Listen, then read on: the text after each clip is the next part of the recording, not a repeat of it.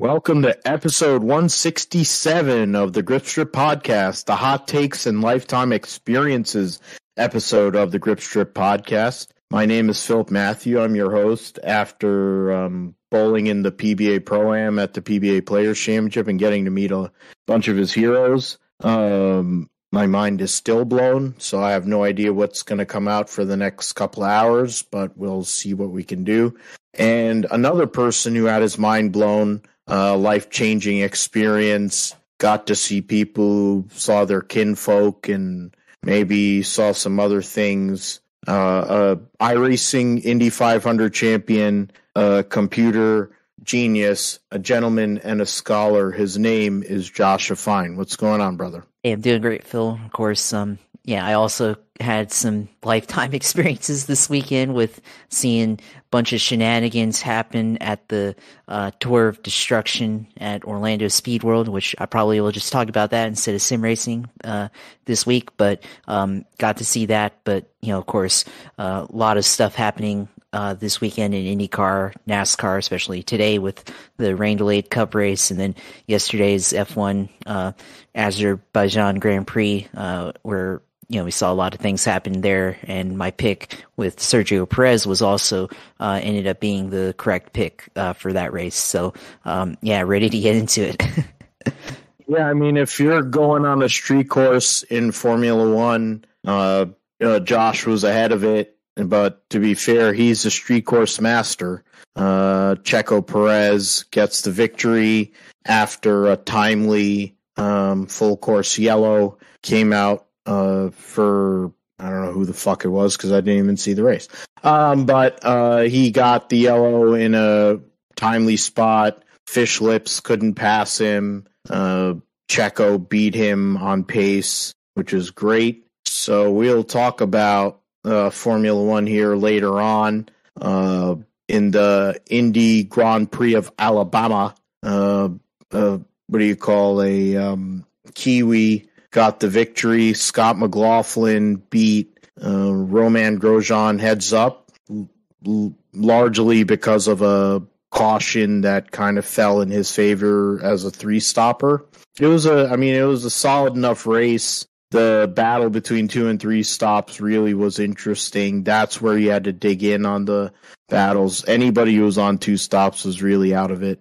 We'll get into the Indy cars first, since we're in the month of May. So we'll start with that. In NASCAR this weekend at Dover, one of the closest races to my house, was a Truex family benefit. We joke around about Martin Truex Jr. having 18 home tracks. Well, his actual home track, he broke a long losing streak this afternoon. We're doing this on Monday evening. Long losing streak, broke that on a Monday, same way as he won his first career Cup race on a Monday, 16 years ago, I believe? Yeah, on the day that Bill France Jr.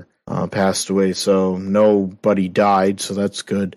Martin Truex gets a win on the heels of his brother Ryan Truex, not Jr., getting his first career XFinity win, first win in the top 3 series of NASCAR. 89 starts in the XFinity series, dominated that race. Credit to Ryan Truex. He did such a great job there. Credit to him to go and do what he did there. I mean, it proves a point that if you give a guy that has the talent and ability and opportunity in a good car, he can make it happen, and that's what he did. We'll get into the NASCAR events, and Josh has a hot take about Ross Chastain, who sent Brennan Poole earlier this afternoon, and in part took out Hard R Kyle Larson, and Kyle Larson basically made Ross Chastain's life a living hell, which in turn helped Martin Truex win the race. We mentioned Formula One. We'll get into that. We'll see where NFL draft talk is. Jacksonville had picks. The Niners definitely made a lot of interesting picks. Questionable how the draft went. A lot of people were panning the way the Niners went about their draft. But to be fair, they needed a kicker. because Robbie Gould said he wasn't going to come back for whatever reason, since his market seems to be so wide right now. But he also can't kick off, and the guy that we got could kick it from here to Australia, so I think that's probably a good thing. The roundup's busy, 6 hours of Spa, a lot of wrecks there. MotoGP and Moto2 at Jerez was action-packed. Charlotte 4-Ride Nationals, Supercars at Wanneroo, Indy NXT was at Barber, F2 at Baku. Ollie Bierman gets 2 wins there. And then we'll preview Barcelona in World Superbike and Formula E, Monaco E-Prix. The Grand Prix of Miami and the, parking lot of Hard Rock Stadium. We'll talk about that. Cup and Trucks at Kansas. Josh's sim segment might end up being, as he said, about the Destruction Derby or Demo Derby and all the experiences you had there, which has to be something. Yeah, because I went I'm to pretty see there, so yeah. There's a whole lot going on there, so we could probably go and talk about that, and we'll close the deal. So yeah, Indy Grand Prix of Alabama, as Lee Diffie would say, was a battle essentially between Romain Grosjean, who qualified on pole for this race and dominated a good amount of this race, led the most laps, and probably should have won if the 2-stop strategy had actually held up. Instead, Scott McLaughlin gets his first victory of 2023 with at Barber by 1.78 seconds over Romain Grosjean, and Will Power finishes third. Scott McLaughlin was in the Fast Six. He had a good car. He wasn't as good as Romain Grosjean, to be fair, but 2 stops versus 3 stops, the way the cautions landed, it just wasn't in the favor of the Andretti Autosport driver. Pato O'Ward finished 4th. Alex Palou finished 5th. So 4 of the top 5 were the guys that were in the Fast Six. You get all the way down to 7. All the Fast Six is represented in the top 7 minus Will Power, who finished in 3rd. You had Lundgaard, Dixon, Alexander Rossi, Felix Rosenqvist, and points leader Marcus Ericsson finishing 10th, coming off of getting married last week. So congratulations to him and his probably smoking hot wife. Marcus Armstrong couldn't believe he got the Hard Charger Award. He didn't know that they got awards for finishing 11th. It was kind of hilarious how that all thing was on NBC.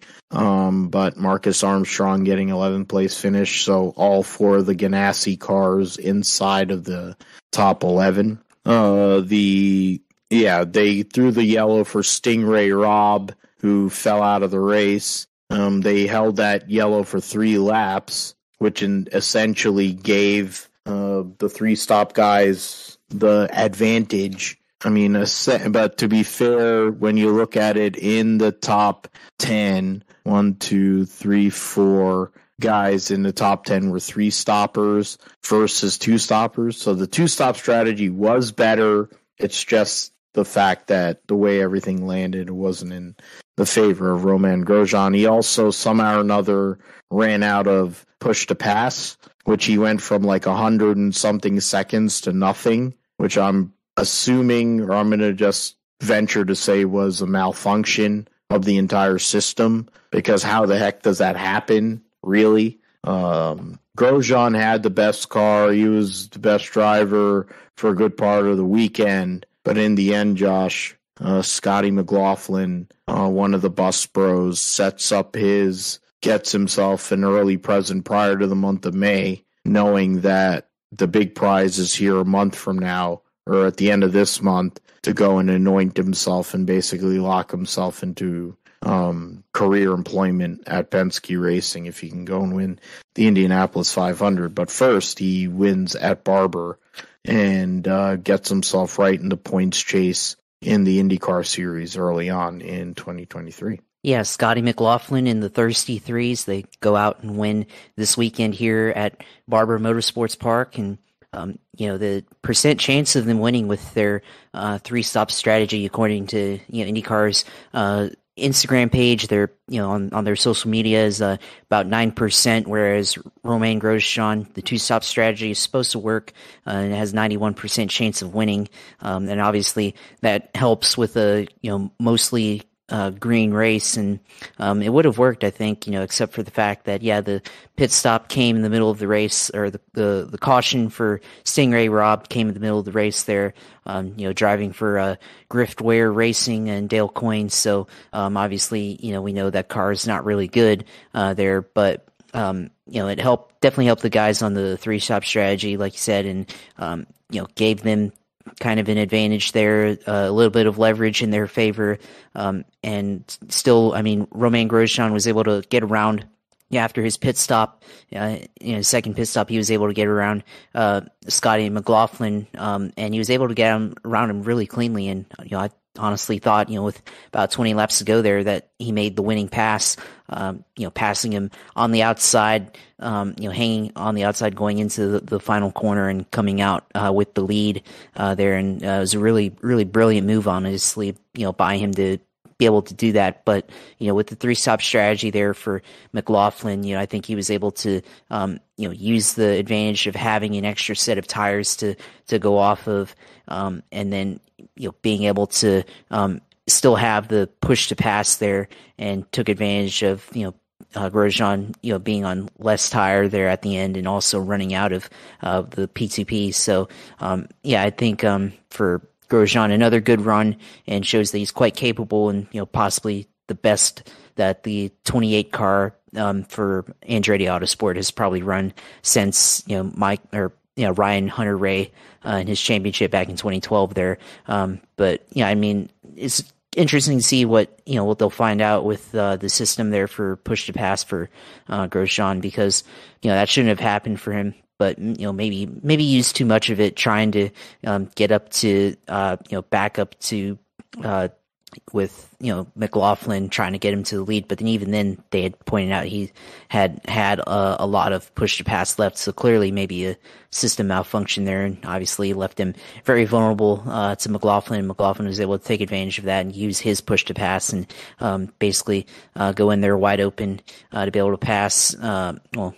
In terms of push to pass, be able to use that to get around Grosjean, who obviously couldn't defend it and couldn't do anything about it. And then, slowly but surely, Grosjean lost time to McLaughlin, and then fell back into the clutches of Will Power, who, of course, used the same strategy there and really was able to make up a ton of time throughout the race. He started in 11th and made it all the way up into the podium. So could have been a top two there, but I think he ran out of car there at the very end to get around Grosjean. So, excellent strategy by that team as well. But, I think, mostly the focus is on Grosjean and McLaughlin. Of course, their first clash at the beginning of the year at St. Petersburg, they both got into it and took each other out. And then here they had a revisit of that same type of sequence, where Grosjean getting out of the pits this time, and had a chance to get around him, and they race each other cleanly this time. So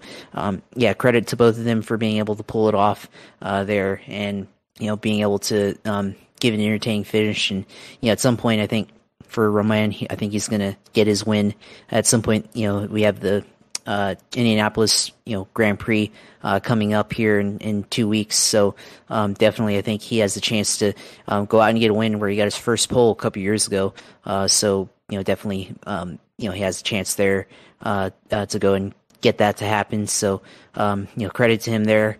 Some of the rest of the guys, of course, we picked, or I picked Joseph Newgarden, who first lap, he led 6 laps, but first lap got into it and damaged the right rear tire and the suspension there. So, he just didn't have the handling there, and mostly, got mired in the back. So, back half the field for the most part. So, unable to really do anything, even though he probably had a good car and good qualifying position, obviously in 7th place. So, unfortunate there. But Palou, Lundgaard, also had good runs. Rossi, good recovery after, previous race in Long Beach where he got crashed. Rosenquist, who had that incident with Newgarden there, definitely ended up going to the back and made it back up to the top 10 there. So and then of course can't forget about Marcus Armstrong, your bonus pick there, starting in 26th and making it all the way into 11th, just outside the top 10. So biggest move of the race right there. So yeah, there's a lot that happened, this weekend in this race, but it was definitely, entertaining, and we got to see, good race from start to finish, and the strategies play out between the two-stop strategy and the three-stop strategy there. So yeah, it was definitely a great race that we saw this weekend here at Barber. One of the fan favorites. What is it? The guys on the radio for PRN was trying to talk about how great of a crowd they had at Dover and trying to shit on IndyCar. I'm like, IndyCar was at one of their biggest races, one of their best races that they get for fans at Barber, the Augusta of motorsports tracks, Augusta National Motorsports tracks. George Barber does a great job hosting the IndyCars and hosting whoever shows up, putting on great races. It's a tough racetrack to make passes. Essentially, there's one passing zone, but it's more of a strategy race. And with the IndyCars, these guys, the vast majority of these guys are very good drivers, and they keep it clean. The fact that there was actually I thought this was going to be a fully green race, which would have made it even crazier than what it was.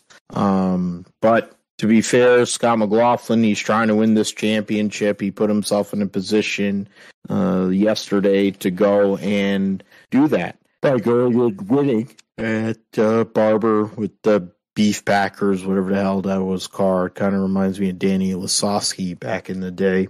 Grosjean is due. The Indy Road Course fits perfectly for him to go and get that maiden victory. Colton Herta won that race a year ago, or might have won the second one of the ones that they had at Indy Road Course. Otherwise, Newgarden's been great there over his entire career. The McLaren team, all doing pretty well. I guess par for the course these days. Rosenquist to recover from tailback, as Rusty Wallace would say, to get back up into the top 10. Good recovery for him. And even Marcus Armstrong. Josh, you had Newgarden and Rosenquist, and I made the bonus pick. VK was nowhere because Ed Carpenter Racing sucks. So I figure VK is going to be in play for Chip Ganassi now. Speaking of Chip Ganassi, I picked Dixon, and he was up there. So it is what it is. The IndyCars will be back here in a couple weeks' time to run the Indy Grand Prix, the GMR Grand Prix of Indy, or whatever the hell they call it. Let me just go and get the points here before we move forward. The GMR Grand Prix on May 13th. Marcus Ericsson leads with 130 points. Pato O'Ward, 3 points behind him in second. Alex Palou, the 2021 IndyCar champion, is 9 points behind his teammate Marcus Ericsson. So that's a top three. Right now, the top five, which includes Scotty McLaughlin and Romain Grosjean, are separated by 15 points. Joseph Newgarden in 6th, Will Power 7th, Scott Dixon 8th, Kyle Kirkwood 9th, and Colton Herta in 10th, Callum Ilott, Christian Lundgaard, et cetera, Malukas, Rossi, Rosen. That's kind of where we're at. So we'll see what happens at Indy Road Course here in a couple weeks' time. Well, let's get into the NASCAR Cup Series Worthless 400. That was definitely one that if you wanted to fall asleep, you probably would, since there wasn't a whole hell of a lot that went on in that race. Likely renew, and even as it carves out Oh, lovely. Fox and NBC are going to continue. That's terrible. That's not what I wanted to hear, but okay. 11th race of the season. Martin Truex Jr. gets the victory today. His first victory in his first win of the year, fourth at Dover, 32nd career victory, which is pretty cool. And then sweeping the National Series events. We'll get into Ryan's victory. For first 54 race winless streak broken. He locks himself into the playoffs. He looked good today. Martin Truex Jr. gets the victory over Ross Chastain, Ryan Blaney, William Byron, who led the most laps. Denny Hamlin rounded out the top 5. Christopher Bell, Tyler Reddick, Brad Keselowski, Chris Buescher, Josh Berry in the 48 car filling in for Alex Bowman, and William Clyde Elliott II and Darrell Walsh Jr. were the 12 cars on the lead lap after 400 miles at Dover. Essentially, the entire race was dominated by William Byron, who won the first stage, finished second in the second one to Ross Chastain. Ross Chastain led the second most laps, and then Martin Truex led the third most and basically led the last 68 laps or so. Basically the last 68 laps except for one during a pit stop sequence. And that was the determining factor. So Martin Truex Jr. getting his 32nd career win, tying Dale Jarrett, Hall of Famer Dale Jarrett, in wins. It's been a long dry spell for him, a year and a half plus to get a victory again. Ryan Blaney's another one that needs one. Maybe he'll be in a position to do that at Kansas. But I'm going to tee this up for you. You were telling me offline, Josh, that you had a take on Ross Chastain, who around lap 80, he decided to send Brennan Poole in one of those rent-a-wreck cars that Rick Ware puts out there. And in the process, Kyle Larson was part of the collateral damage. I'm still trying to figure out what happened to the 14 car. I don't have a clue what happened to him other than the car was probably dog shit, which is entirely possible since you go from 6, you start 6 and you finish 30th and you're 22 laps down. Your car probably is dog shit because BJ McLeod was involved in a wreck with Suarez and Ty Dillon and he ran more laps than you. That's inexplicable. But, yeah, Josh, 12 cars on a lead lap. Typical Dover race. Keeler Gibbs, Corey LaJoie up there, a lap down. Some of the other guys. Ryan Preece got a top 20. Harvick probably should add more than what he got out of the race and finishing 19th. Kyle Busch from the pole led the first 25 laps, got a speeding penalty, and basically was battling back for the rest of the day. Finished 3 laps down in 21st. The top... Yeah, so other than that, I mean, there really wasn't a whole hell of a lot that happened this afternoon at Dover. Couple of, I thought I had the last place finisher, but for some reason, Noah Gragson ran 9 laps more than Suarez and Dillon. Screwed me out of that in my fantasy league, the Michael Sanders league. But let's hear what you're going to say about old Ross Chastain, the new Dart Without Feathers, the new Swervin' Irvin. We need a nickname for him now. We should make a nickname and put it out on social media. Hopefully it'll take off. I was trying to go and promote our shit at the bowling alley, trying to get people to listen. So what is your take on Ross Chastain? Well, no, I mean, I think he did the right thing by taking out Brennan Poole there. I mean, you said it right there. I mean, the 15 is basically a dog shit car. They don't try. You've been saying it for, however long that, they're just out there to collect a paycheck. And that's why I called them griftware racing in the previous segment when IndyCar. And that's exactly what it is. They're a tire grift, and they. I think the only time they've ever been competitive on somewhat of a level is the restrictor plate tracks and the Bristol Dirt Race when J.J. Yaley was driving that car, and at COTA when Jenson Button. But Ross Chastain gets in the back of him for whatever reason and takes him out, and Kyle Larson is just a innocent bystander there, just a casualty for the cause. I think he did the field a favor by getting rid of one of the slowest cars in the field. And somebody who's probably going to end up finishing 10 laps down anyways and be in the way of everybody. So, yeah, I mean, Ross Chastain took him out there and, put him in the wall. And, it's a preemptive strike for sure. Maybe his favorite president is George W. Bush or something. But, he's always been doing this all the way back to, the Bush series or the Xfinity series and everything, and the Truck series. And he's going to keep on doing it until something really happens to him. I mean, we've seen him get wrecked before in Xfinity and even in Cup, and he's still doing it. So, no, I mean, keep doing it.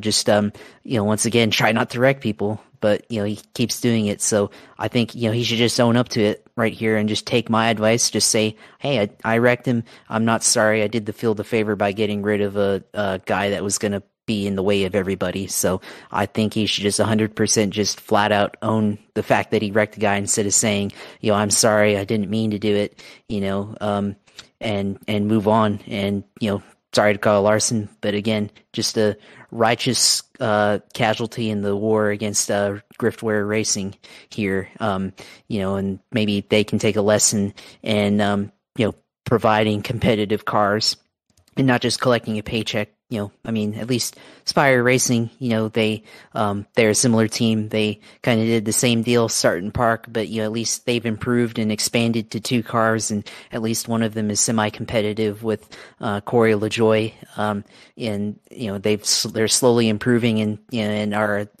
somewhat of an underdog at some races here this year. So the 15 has never been competitive, and can't say I've ever seen a race outside of Jenson Button and J.J. Yaley this year where they were legitimately even an underdog threat to even crack the top 10. So at least when he ran it a couple of times last year. Yeah, exactly, and Priest there too. That's true. So whenever they've partnered with Stuart Haas or any other team that Ford pairs them up with. So we'll give them that there. And at least, in IndyCar, they partnered with Dale Coyne, and they're at least semi-competitive there. So it's not entirely a grift, but for the most part, it is a grift.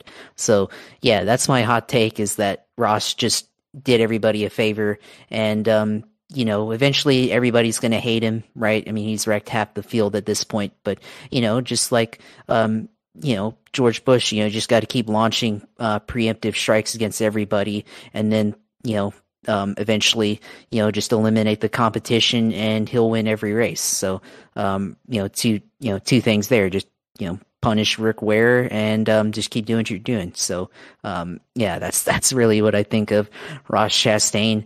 Obviously he's got a background from where he grew up in Florida and how he raced, and how I guess he got pushed around racing in the whatever the Super Truck series or whatever it is down in where he's from in Florida, and he got pushed around there, and that's how he learned how to race. And that's what he told Denny Hamlin when they went out to breakfast after their deal at Gateway and everything last year. So that's Ross Chastain there for you, and damn near almost won it, except Kyle Larson got in the way of him there, and Kyle, I guess, I don't know. We'll see if NASCAR decides to penalize Kyle for manipulating the race there. There wasn't a Hendrick. Well, William Byron was there, so maybe William Byron had been closer to him there and passed him for a second and could have gotten up to Truex on the last restart. Then maybe you could frame that as manipulating the race. What Chase Elliott did a favor to him with Kevin Harvick back in Bristol in 2021. So maybe there's an angle there, but probably not and everything. And it's going to get weird here with, how NASCAR is choosing to penalize drivers for retaliation, like what they did to Denny, which seemed extremely complicated versus, what Corey LaJoie essentially admitted a few weeks ago after Martinsville. So, obviously there's a lot to take away from there, but, that's how it is these days in NASCAR. And, I think everybody just needs to own it at this point. But no, I mean, all things aside, Truex finally gets a win a year and a half later, day after his brother got his first career win, 11 years after Ryan Truex, choked it away to Denny Hamlin in the Xfinity race there, and then many years after Truex finally got his first win in the Cup Series in Dover back in 2007. So he bookends it with breaking a winless streak here in the Cup Series. So good for him there. Of course, he talked about Ryan Blaney finished third and was challenging him there on the final, after the final restart and everything. And good racing for Jack Roush and Brad Keselowski. Of course, Keselowski finishing in 8th, led a couple of laps, and Chris Buescher finishing 9th. So good day for the Roushketeers. Josh Berry subbing. He's the new super sub here in this series. Subbing for Alex Bowman, who got hurt, and people are questioning whether people should do things extracurricularly, and I think they should continue to do that. Just another unfortunate incident is just wildly happenstance that a second Hendrick driver has to set out a number of races to recover from an injury that happened outside the race car. So another audition for Berry, who led 3 laps, finishing in 10th. So and made his way from being a lap down at some point in the race and now finishing in 10th ahead of his teammate in the number 9. So yeah, good job for Josh Berry there, who probably will be driving the 4 car if the rumors are indicating that's what he's going to be driving next year. So good deal there. Bubba Wallace 28th to 12th, last car in the lead lap, and had some tire issues throughout at one point in the race. So good recovery there. But yeah, really didn't catch any of this race. At work the whole day, and really only saw the highlight on Twitter, and that's how I was able to formulate this take on Ross Chastain, which I think is a good take and everything. And when you frame it in the fact that we should just hate on Rick Ware for collecting checks, then it's more acceptable to view it in that light. So yeah, that's what I think about this race here at Dover, which didn't look like much, but at least it was sort of somewhat getting good if the highlights are anything from the last 15 laps until Kyle Larson got in the way there. But we'll see how they respond to that later this week, and if Larson takes any further action later on next week at Kansas. So Martin Truex gets the victory at Dover. Josh definitely is not a fan of Ross Chastain's latest moves. And a lot of Dirty Mo Media isn't either. So I guess we'll see how that works out in the land of make-believe, or whatever the hell, Toto's World, or whatever the hell, the Dorothy and Toto's World in Kansas this coming weekend. But for somebody else that ran at Dover that had a lot of good mojo going was Ryan Truex, not Junior, going out there and getting his first career Xfinity victory in his 89th start. Very emotional victory for him, and for, in general, for his career to go and get that victory. Dominated the A-Game 200, won both stages, led the most laps. It was a clinic by Ryan Truex. Started 12th because of the whatever metric, but he came up and dominated the race, and there was only 10 cars on the lead lap at the end. 5 different leaders, with Austin Hill leading 18 laps, Cole Custer 13, Sheldon Creed 41, but falling back late, and Kyle Weatherman actually led 4 laps in the 0-2 car. But this race is all about Ryan Truex, Josh. A big victory, family sweep at their actual home track. Not sure what it really means in the grand scheme of things for Ryan Truex. I think he is angling. He said it in victory lane and in post-race interviews that I think he's angling to get a full-time seat at JGR in the Xfinity series. I don't see why that would be hard because they don't have, I think, one or both of those guys that are on that team right now in the full-time seats might be getting a call to move forward. And I mean, you have Legacy Motor Club now a part of the mix, which is something that is news as well, that Legacy Motor Club is joining Toyota. So now there's possibly another couple opportunities, expansion opportunities, plus 2311 there, so that's a option. There may be options there for Ryan Truex, but right now it's a big deal for the Truex family and for the younger brother of MTJ to get his first career Xfinity victory. Yeah, definitely. And, his performances win in that race definitely is fitting of that race sponsor. He was definitely on his A game there, this past Saturday at Dover Motor Speedway. But I think, I agree with you there with this win. Can Ryan Truex, parlay this into possibly a full-time ride in Xfinity, whether that's with JGR or not, remains to be seen. But, clearly, he's shown what he can do in the past. Of course, 11 years ago ran this race and almost won before Joey Logano in the final laps overtook him there, and now comes back to that same racetrack and wins. So could we see him, possibly get more opportunities here later on this season in this car? I think so. And possibly maybe even next year or even later on this year, could he start driving full time for the rest of the year? I think that's also definitely possible. And even if it's not a JGR car, I mean, for Ryan Truex, there's another Ryan, in Cup now, Ryan Preece, who won with a JGR car about all the way back in 2017 after grinding it out for several years in the modifieds and with Xfinity series and other series. So, he's been a talented driver for years, is finally now getting his chance in Stewart-Haas, with a legitimate car and support. So, something similar maybe for Ryan Truex, maybe in the near future for him, possibly. We'll have to see, and it all depends on sponsorship there. But yeah, this other than that, this race was basically all Ryan Truex. Of course, you had Josh Berry, Justin Allgaier in the top 10 and finished second and third. We both picked each of those drivers, and still good runs for both of those guys, even though they didn't win or lead laps. So a solid points day for those two cars as well, in top 10 for Junior Motorsports. And then you had Cole Custer in seventh, solid run for him as well. So this race definitely had a lot of stuff happen as far as who can in this series be competitive, and definitely, even though he's not full time, I think Ryan Truex definitely showed he belonged there in this series, along with the rest of the drivers that are up and coming and our mainstay veterans like Allgaier, like Brandon Jones and Daniel Hemrick and whatnot. Yeah, and I mean, for Truex, you look at some of those rides even in other teams, there might be options there as well.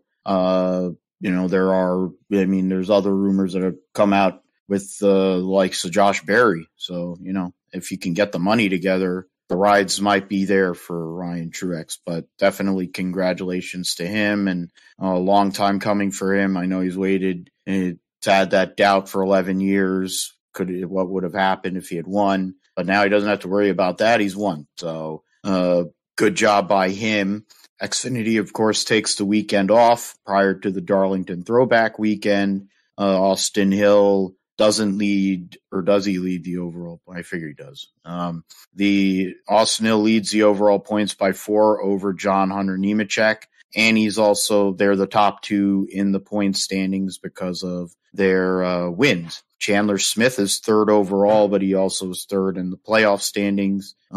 Then you have Sammy Smith and Jeb Burton, who have both won, and they are currently in. Josh Berry Justin Allgaier, Cole Custer, Sheldon Creed, Riley Herbst. Daniel Hemrick plus 26 to the cut, and Sam Mayer plus 9 over his teammate Brandon Jones. Parker Kligerman having that brutal finish, having a little rough run, a couple of races, now out and down in the 14th, 19 points behind. Ryan Sieg minus 37, Brett Moffitt minus 51. So that's the Xfinity Series at Dover. We're going to go and move on into NFL draft. I mean, I think for you, Josh, you have a lot more to discuss than I do. Most of the conjecture was from the fact that the Niners picked a kicker very early in the draft. So I'll let you go and discuss what you took away from the Jacksonville Jaguars drafting last week and what you're hoping for as they get into OTAs and other mini camps and stuff. Yeah, I mean, the draft for the Jacksonville Jaguars was definitely an interesting one. A lot of deals being made early on in the draft. The first and second round, definitely, especially the first round, they traded back twice in the first round and ended up picking up an offensive lineman, Anton Harrison from Oklahoma. He was a very good offensive tackle there. Of course, I think, he could be somebody that they fit in at left tackle. Of course, Jacksonville has Cam Robinson on suspension for the first 6 games of the season after testing positive for PEDs, which we did not know about until the night before the draft. So that's going to be an interesting one. Plus, Robinson's on last year of his deal, getting paid $17 million. So figure this guy's probably the future for the left tackle position, given the value of Robinson's contract and everything. So definitely for Jags, it solidifies the offensive line, at least as far as depth goes. The rest of the way, you also have on the offensive line Walker Little, who seemingly will be plugged into the right tackle spot, at least for now, and as a replacement for Jawan Taylor. And then second round, of course, second round drafting, I'm trying to pull up the draft here, drafting Antonio Johnson. It was an interesting one there too. They did a bunch of trade backs throughout the draft. They drafted a tight end, Brandon Strange from Penn State, who could be a good depth as well on the tight end side, which they needed. Of course, still have the issue of Evan Ingram not signed long term beyond the franchise tag, so there's that as well. They took Tank Bigsby in the draft as well, so he's definitely a good running back. And we'll see how he does. Definitely like the name as well. Tank is definitely a fitting name for a running back there. The rest of the draft, he drafted a linebacker from Florida, Ventrell Miller, who is pretty old. He has a lot of experience now as a linebacker, so definitely somebody that could be good and could fit in as depth once Foye Oluokun ends up leaving, because he only has like I think 2 more years left on his contract, and he could end up being the future beyond those next 2 years. So we'll have to see. But yeah, this is interesting here. I mean, I really wanted to see them draft a cornerback, with one of their top picks. I thought there was a lot of good cornerback talent, especially in the late first round. So definitely wanted to see that happen. They didn't take it cornerback until late in the draft, but definitely they picked up a couple of guys there. Antonio Johnson and Christian Braswell, both corners, or safeties. So that should be an interesting pick there for them. But yeah, definitely a lot of trades that they made and picked up a lot of late round picks. So smart deals made by Trent Baalke, but hopefully this draft ends up performing better than what it looks like on paper, because right now it seems like a lot of the experts are giving them kind of an average grade for this draft. So we'll have to see. And again, like I said last week, Jacksonville's draft for this year is very important to make for them to make a playoff push this year. I mean, obviously the first round all AFC South teams, and second round all took quarterbacks. Of course, Houston Texans selecting Bryce Young, and the Colts selecting Anthony Richardson. And of course the Colts not the Colts, but the Titans taking Will Levis in the early second round. So all these quarterbacks going to be in the AFC South as rookies, so definitely it's going to be a chance for the Jaguars defense to try to feast against rookie QBs, but they're all very, very talented quarterbacks there. So definitely think we'll see what happens this season for Jacksonville, but they have to capitalize on this opportunity. Last two times they made the playoffs, they did not make the playoffs the following year, so it's a very important season for them coming up. But definitely looking forward to seeing how it comes out as we get closer to the training camp, and then preseason, then finally the regular season starting up back in September. Yeah, absolutely. I mean, that division, a lot of changes. I mean, Houston getting the number 2 and then the number 3 picks, CJ Stroud and Will Anderson, is something that you wouldn't expect from that franchise. Tennessee kind of benefiting from the precipitous drop of Will Levis, and then Indianapolis getting Richardson and amongst other people.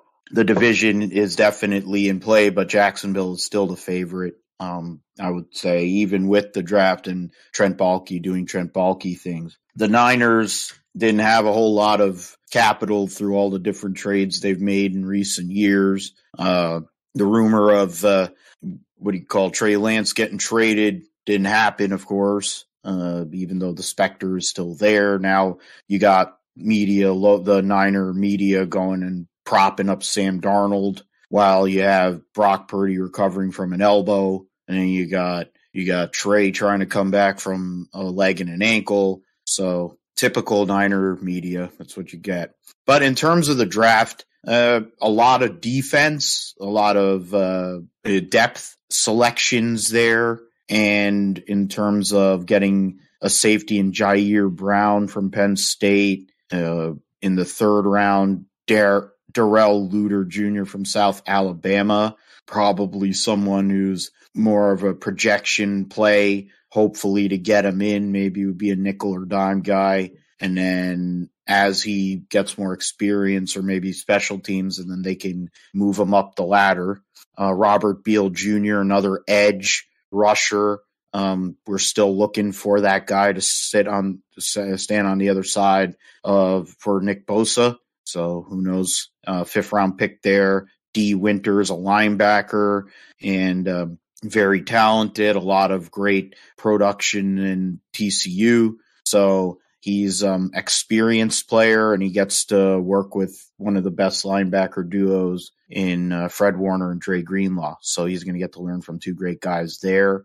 The Niners then spent, and they also got Jalen Graham from Purdue, younger player. So getting him in the 7th round late in the draft, not really sure. It's probably more of a wild card coin flip kind of pick. Some of these picks are probably looking at practice squad. Ronnie Bell, the wide receiver from Michigan, one of two people that the players that the Niners drafted from Michigan, had a lot of productivity over his years at in the maize and blue. The Niners spent 2 picks on tight ends. They got Cameron Latu from Alabama, watch list for the Mackey Award. We'll add to the Polynesian flair of the 49ers. We'll see if he can get on the roster. GK, Ross Dwelly are the top 2 guys. I would say you'd be looking at special teams for sure. Braden Willis from Oklahoma.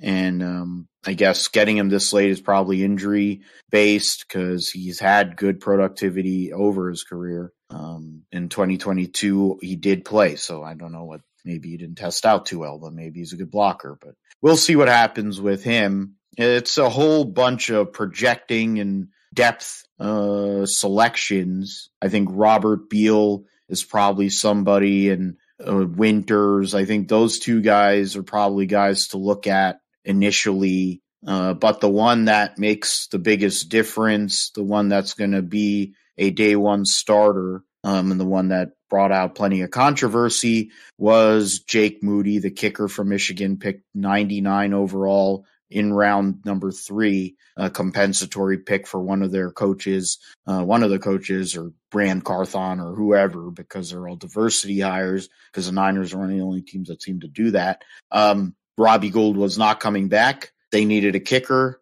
They needed somebody that could actually make kickoffs that would go in the end zone instead of having to give up field position like they were with Gould. For whatever reason, Mitch Wishnowsky doesn't do kickoffs. I don't know why. It's kind of inexplicable to me, especially considering like he boots the hell out of it as a punter. It used to be because he sucked. Now it's like, I don't know what he doesn't kick off. But in this case, Jake Moody has a freaking massive leg, and that's going to be something that the Niners are going to utilize. That's something they need, and he's going to play a big part of what in terms of what the Niners do in that area. Look at that. Look for Cindy Freeland. Jesus.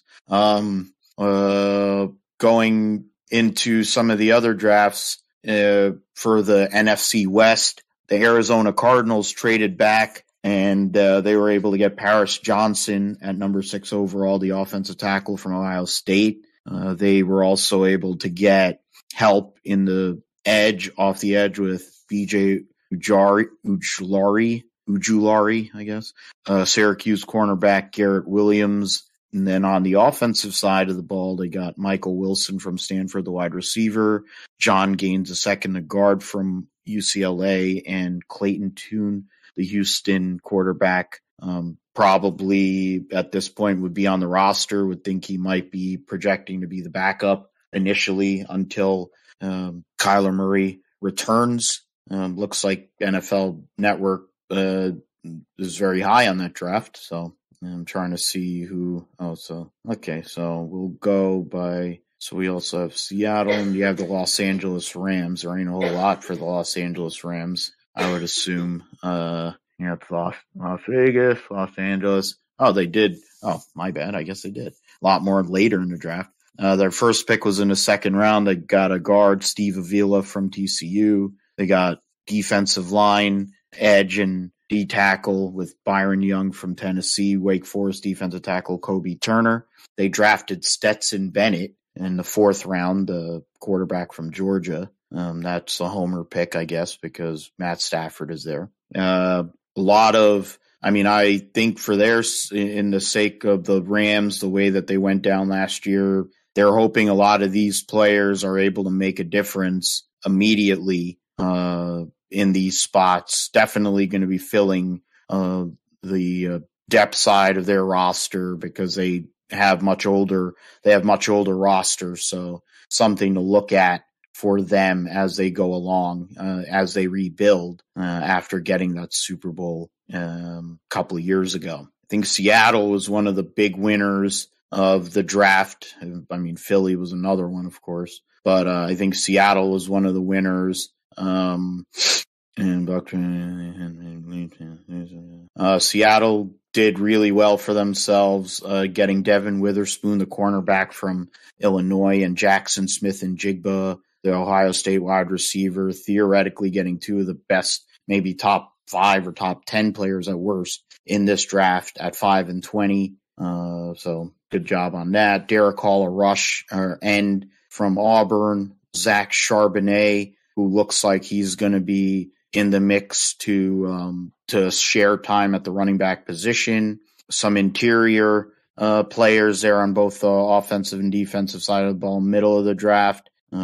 Couple of offensive linemen, a center and a guard, DT and D end. Then they drafted a safety and a running back there late. So I think those first 4 or 5 picks all could play a big role immediately because of, I think the Seattle line is not exactly the greatest. The running backs are always good for going through and having rookie or younger running backs. Jackson Smith and Jigba is going to have the most open amount of field I think he's had. Even at Ohio State, I don't even think he's going to have some of the windows that he's had and that he's going to get in the NFL because he's next to DK Metcalf and Tyler Lockett. So we'll see how that works for him. And Witherspoon is going to have to defend the likes of Brandon Ayuk and whoever the hell LA has, and DeAndre, am I forgetting his name? DeAndre Hopkins, who now denies that he requested a trade because nobody wanted him. So he's back with Arizona. So that'll be interesting how that all works. Looks like whoever's doing the grading for NFL Network is pretty kind. He's given out a lot of A's, A minuses, A's. So, I mean, trying to look through here before we move on to the roundup. Buffalo will kind of go through alphabetical. Bijan Robinson, that's Atlanta. I went through for Arizona. Bijan Robinson, drafted 8 overall. And then the running back from Texas and Matthew Bergeron, the offensive guard from Syracuse in the 2nd. So, I mean, they're trying to solidify that offensive line while going and getting themselves that power running back and helping with I'm trying to remember the Georgia, or what do you call the Atlanta Falcons quarterback's name, the rookie guy from last year. Riddler. Desmond Ridder from Cincinnati. Good pick. And Josh, and they're going to be running. It seems like Arthur Smith's going to go to more of a Baltimore style, or some of these teams that, go run first and kind of do the RPO game off of that, short to intermediate passing game. Baltimore, they always seem to get the best value at all times. They get Zay Flowers at 22 overall to add to Beckham and Rashad Bateman. So they have, and other players there. Buffalo drafts Dalton Kincaid, which means that they wanted a wide receiver, I think, but they get the tight end, so they're going to do 2 tight end sets, probably with the 2 wide receivers. They might kick out Dalton Kincaid to the outside, Osiris Torrance the guard, somebody that you would think would be in line possibly for a starting job. Carolina, of course, they drafted Bryce Young, number 1 overall, and then drafted wide receiver Jonathan Mingo from Mississippi at 39. And not a whole lot of picks, but they have their franchise quarterback, and they got him a weapon. Chicago drafted Darnell Wright, the offensive tackle, after trading back twice, and then with Carolina, and then trading from 9 to 10. And then they started making moves on defense, and they're a rebuilding team, of course, but a lot of value. I don't think we're going to know what Chicago really is for probably 2 to 3 years anyway, but it's a solid draft from them. Cincinnati drafts Miles Murphy, the Clemson defensive end. No offensive lineman, surprisingly. But they do address one of their safety issues because both of their safeties left. With Alabama safety Jordan Battle, figure he's going to be plug and play. DJ Turner the second is another guy that's probably plug and playing into their secondary, which got battered in free agency. The Browns Browns traded for Elijah Moore. I didn't know that.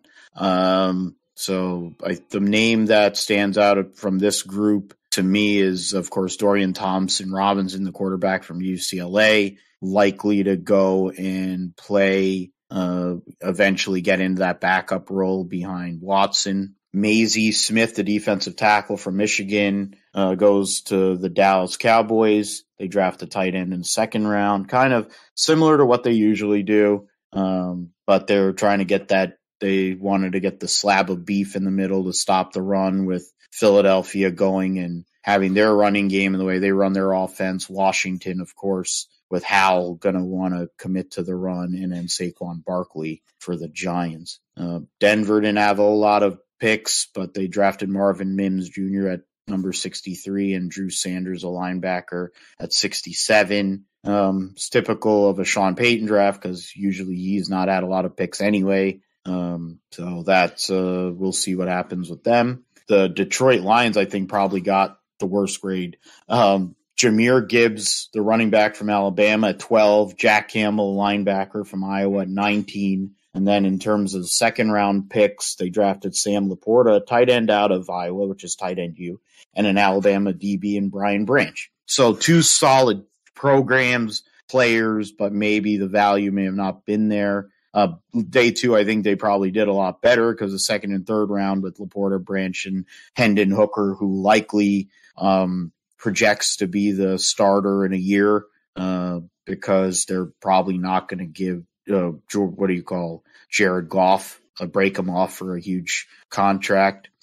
So that we'll see what happens with that. Green Bay drafted Lucas Van Ness at 13 overall. I honestly thought they would draft a wide receiver or tight end in spite to do it to Aaron, but they didn't. They did draft a tight end in the second round, though, and the third or fourth round.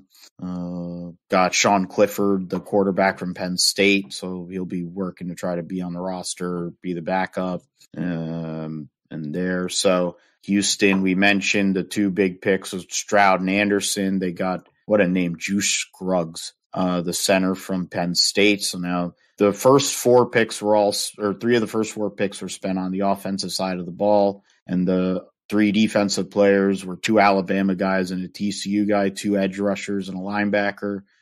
Houston, of course, is now that they've given up some capital to go and get three overall. Pressure is going to be on both Stroud and Anderson to produce immediately. Some of these other guys also going to have to play. Richardson for Indianapolis. We'll see what happens in regards to their quarterback situation if he does play day one. Because Shane Steichen is the coach. They did a lot of work on the defensive side of the ball. A lot of depth there. We'll see what happens. Obviously for Josh, it's those two teams are big ones in terms of the division. So we'll see how they perform. Josh, of course, went through his team. The Chiefs at 31 overall get Felix Anudike-Uzomah, an edge rusher. And then they get a pick for Patrick Mahomes and Rashee Rice, the SMU wide receiver. So that's something to look at there. It'll be yet another weapon that Patrick Mahomes can throw to. The Raiders drafted Tyree Wilson, the Texas Tech edge. Some people projected possibly could have went number 1, number 2, slips to 7. They get the Notre Dame tight end Michael Mayer in the second round. So good value. Honestly, for those first two picks, they get it's going to be an interesting season. The way with the arrival of Jimmy Garoppolo as a quarterback, they're going to have to kind of change up the offense a bit in terms of it being more about efficiency and shorter passing versus what they were with Derek Carr. Quentin Johnson at 21, the wide receiver for TCU for the Chargers, will help with their other two wide receivers there. I forget. Mike Williams usually gets hurt, so they need somebody else on the other side of why am I forgetting his name now? The guy for the number 13 for San Diego, Josh. He's always a big time player. I'm forgetting his name. For San Diego, number 13? Yeah. Keenan Allen? Keenan Allen, yeah, that's it. Thanks. Thank you for that. They drafted Max Duggan late, so we'll see. They want to have a nice young backup to compete with Easton Stick to see who's going to back up. Herbert. Went through that one. Miami doesn't really have a lot. They got a corner and Cam Smith from South Carolina, running back, and Devon Akane, whatever. So Minnesota drafted Jordan Anderson in the first round, wide receiver, to basically give Justin Jefferson all kinds of room. 2 USC guys, 2 LSU guys, a BYU quarterback, Jaron Hall, and running back Dwayne McBride from UAB. New England had a lot of picks. They They picked a lot of defense, of course, because it is Bill Belichick. Christian Gonzalez, first pick, 17 overall. Keon White, defensive end at 46. Linebacker, Marte Mapu from Sacramento State. First offensive player was a center, Jake Andrews from Troy. 2 linemen, a lot of linemen and a lot of defense for New England, trying to respond to the fact that Aaron now is in division. You have Josh Allen with Buffalo. Miami's run and gun system with Mike McDaniel. New Orleans, Brian Brees, a defensive tackle. Then they took Isaiah Foskey. So 2 linemen at 29 and 40. So they're kind of hedging with the way the division's kind of going with Tampa Bay with a new quarterback. You have Carolina restarting and New Orleans with a new quarterback in terms of all 3 of them. And then you also know that Atlanta is going to be a run-first team. Carolina figure that it'll be more of a running game too. New York Giants drafted Deontay Banks in the first round of corner. Definitely need that against Philly and Dallas. John Michael Schmitz, a center, so that'll help. Daniel Jones stay alive. The Jets picked Will McDonald the 4th at 15, and then got a couple offensive linemen and a running back for Aaron. Philly was one of the big winners, of course. They went and got Jalen Carter at 9 overall. I mean, he probably is a murderer, but he is likely one of the 3 best players in this draft. I would think arguably you can make the case that the other 2 best players were drafted by Houston. Then they draft Nolan Smith, his teammate. I guess if you want to run against that defensive line, good luck. If you want to watch your quarterback get killed like I had to in January by their defensive line, it's more likely now with those picks. Pittsburgh goes out there and drafts Broderick Jones at 14 overall, the offensive tackle, and they need offensive line. They've needed offensive line help for years. The homer pick, the sentimental pick, Joey Porter Jr. goes to Pittsburgh. His dad made his name as a linebacker in Pittsburgh for nearly a decade. So now his son, a cornerback, will be back there with Minka Fitzpatrick and others to help the Steelers try to get back up in the division, which of course right now is, I think, a 3-horse race between Cincinnati, Baltimore, and Pittsburgh. Mentioned the Niners, of course, mentioned Seattle, Tampa Bay, Kalijah Cansey, the defensive tackle, at 19, and Cody Mauch, the North Dakota State guard. A lot of interior focus, trying to solidify spots, give themselves a little bit of extra depth, knowing that they've had issues with injuries. Josh mentioned Skronsky and Will Levis for Tennessee. Those guys are all going to have a big part. The whole entire draft was focused on offense, probably because their offense was an absolute abomination last year.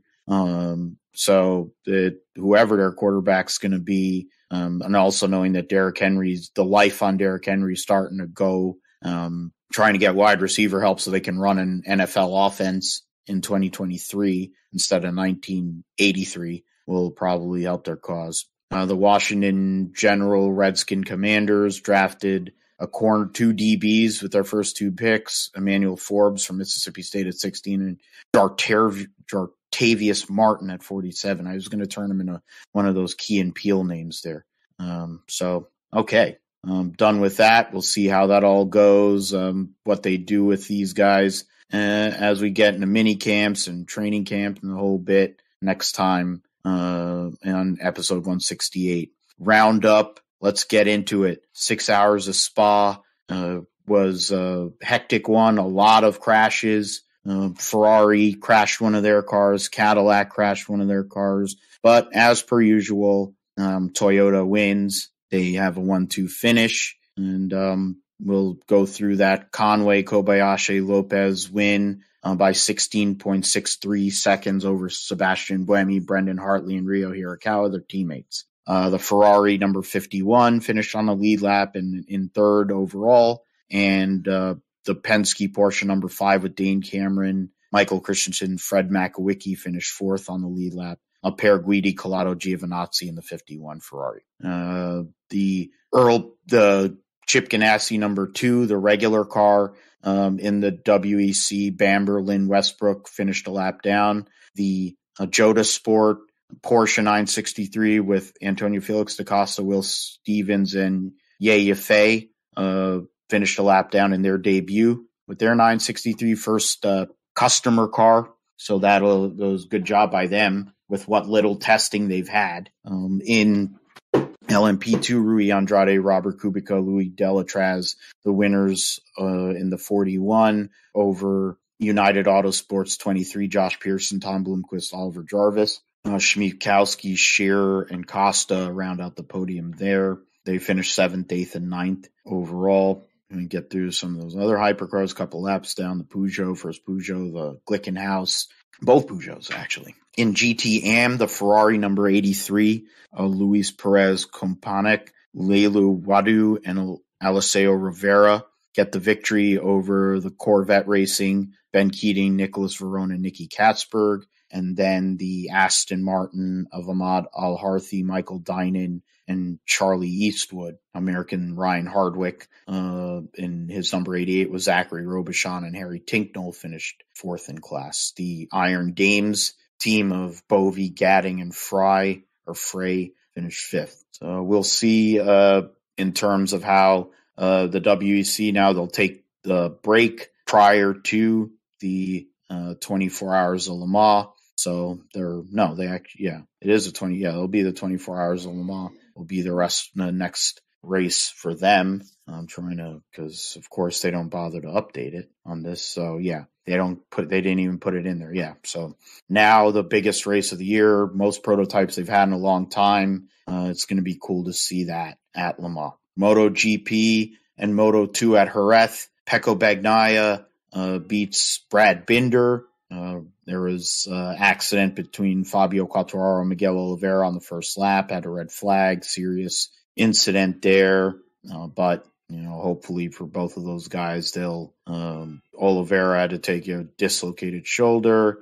Quartararo walked away, but he was deemed at fault for the accident. KTMs get 2 bikes on the podium. Bagnaia gets the victory over Binder and his teammate Jack Miller. Jorge Martin in 4th, and Alicia Spargaro for Aprilia in 5th.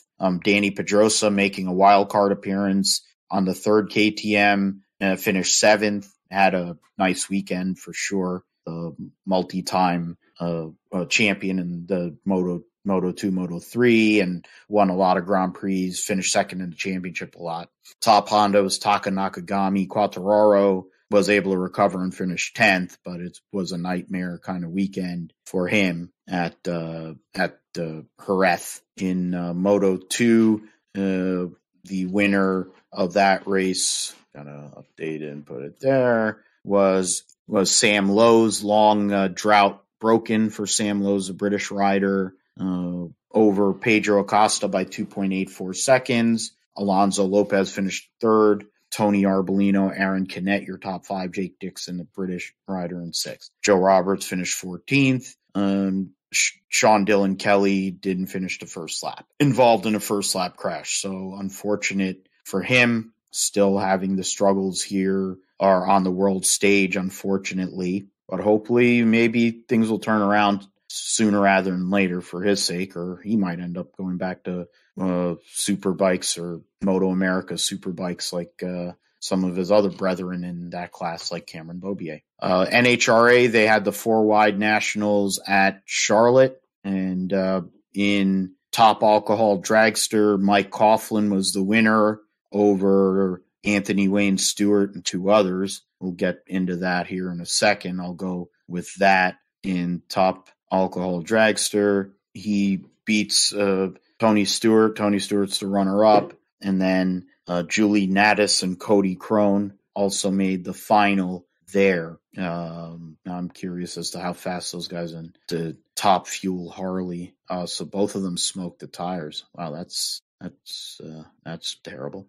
Pro Mod, we'll get into, Justin Bond was a winner there over J.R. Gray Jr., Tricky Ricky Smith, and Jason Lee. Pro Stock Motorcycle, Gage Herrera has started the season 2 for 2. He beats defending champion Matt Smith and Gage's teammate Eddie Krawick and Steve Johnson to get that victory. So, and our first final card, 1-0 overall finals. Yeah. So, I don't know. That looks like a misprint on that update there. On Pro Stock, Derek Kramer gets a victory over Dallas Glenn, who's been on a heater recently. Matt Hartford and Fernando Quadra Jr. Robert Height, the winner over Alexis DeJoria, Ron Capps, and John Force in Funny Car. So a double win for John Force Racing since Austin Prock took the victory in Top Fuel over Leah Pruitt, Josh Hart, and Steve Torrance. The next race for NHRA will be in a few weeks' time. It'll be 2 weeks' time at Route 66 Raceway for the Route 66 Nationals. Supercars at Wanneroo this past weekend. The Repco Supercars Championship. Still a struggle for the Ford camp, though. Not been ideal by any stretch of the imagination. Ford has only won once this year. That was the first race of the season with Cam Waters, and that was because of a penalty, to be fair. Otherwise, it would be the Erebus Coca-Cola team and the Red Bull team that has won every race. In race 7 was Shane Van Gisbergen. Race 8 was Will Brown. And race 9 was Brock Feeney. So both Red Bull drivers win. Will Brown for Erebus gets the victory there. The standings right now in the Repco Supercars Championship go over there. That's what I meant to do. Brody Kostecki, the teammate of Will Brown, leads the points by 100 over Chaz Mostert, who is the leading Ford driver. Shane Van Gisbergen, 136 points back in third. Will Brown, 171 points back in fourth. Brock Feeney rounding out the top 5. David Reynolds, Cam Waters, Andre Heimgartner, Will Davidson, Jack LeBrock round out the top 10. So to look for how many Fords, 4 Fords in the top 10. Next race will be the Tasmania Super Sprint Couple 2 weeks' time as well for them on the Supercars circuit. Get a Indy next, Indy NXT, whatever the hell you want to call it. Nobody's doing run-ins, though, in Indy NXT. The results for the race on Sunday, see Christian Rasmussen, who started from pole, led all 35 laps, gets the victory over Nolan Siegel and Toby Sowery. Enam Ahmed and James Rowe, your top 5. Ernie Francis Jr. finished 8th. Jamie Chadwick, 11th. Jagger Jones, 12th. Hunter McElray, 13th. And then the rest of the drivers were involved in some sort of issue. Kiffin Simpson got DQ'd. Wow.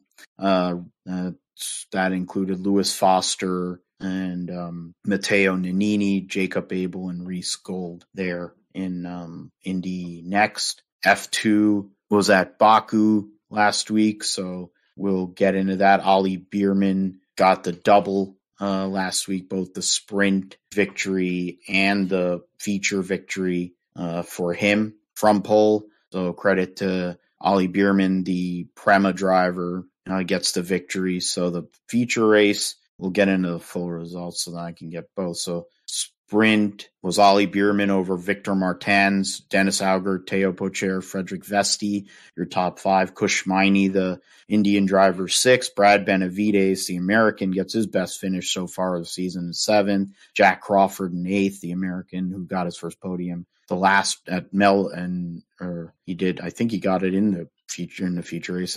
Jehan Deruvala, 9th. Juan Manuel Correa was 13th. In the feature, that was at Australia, is what it was. Ollie Bierman, the victor over Enzo Fittipaldi and Teo Pocher. Victor Martins and Frederick Vesti round out the top 5. Kush Miney gets another 6th. Jack Crawford, 10th. Juan Manuel Correa, 14th. Jan Daruvula 15th, Brad Benavides DNF'd 8 laps into the race, so unfortunate for him there. The standings have Teo Pocher leading by 5 points over Frederick Vesti, 7 over Ayumu Iwasa. Bierman, with his double win, makes up for having 3 points in 3 races in 3 rounds so far, so gets a 38-point haul. Is now in 4th, 2 points out of Kushmaini in 5th. Jan Daruvula is in 9th. Crawford and Juan Manuel Correa are in 16th and 17th. They don't give points for the sprint at 7th. So Benavides is one of 3 drivers with Amory Cordial and Roy Nassane who have not scored points so far in 2023. The World Superbikes will be going on this week at Barcelona. It's been a clinic by Alvaro Bautista so far this year, and it seems like it's going to be more of the same. Going into this round, he has a near 56-point lead on Toprak Raskatlioglu and a 70-point lead on Andrea Locatelli, nearly 100 on Axel Bassani and 101 on Johnny Ray. Garrett Gerloff buried in 15th, and that's on his BMW. Going back the race at Assen, he won. Bautista swept all 3 rounds. The race 1 and sprint race were the same podium of Bautista, Ray, and Raskatlioglu. And race 2 was Raskatlioglu in 2nd and Locatelli in 3rd. We'll see what happens. Bautista dominating in World Superbikes. See if that continues to be the case. And finally, we'll get into the Monaco E-Prix. It is May, so it's time for Monaco. And cars are probably a little more suited for this racetrack. Definitely a good thing to see. The points standings leading in, it's gotten tighter after the double header in Germany. You had Verline now is still the leader, but he's only scored 20 points in the last 4 rounds, while Nick Cassidy has come off of a win in round 8, the second race in Germany, and then prior to that, a 5th, a 2nd, and a 3rd. Jean-Eric Verne, former champion of this series in the DS Penske car, is now in 3rd.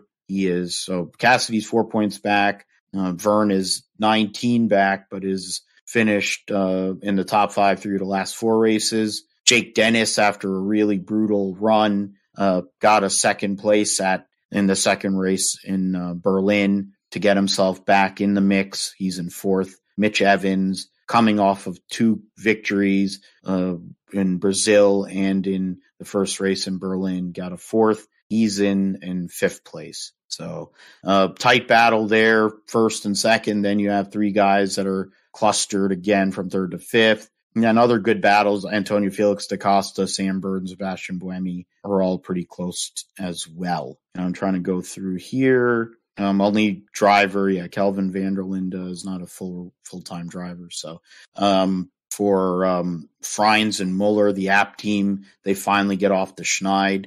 Eduardo Mortara's had a nightmare year for Maserati. Same goes for Sasha Fenitraz.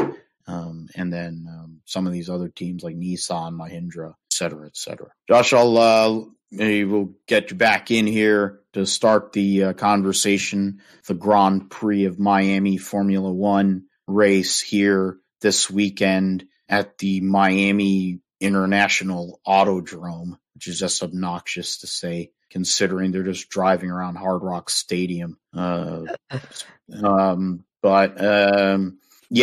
I mean, last year Max Verstappen won, but there wasn't very many times he didn't win. And as it stands right now, I would have a hard time in believing that that'll change. The one thing that would go and change that around, though, is Sergio Perez is really good on temporary circuits. They've run two of the 3 races on temporary circuits so far this year have been won by Sergio Perez, the other one by Max Verstappen.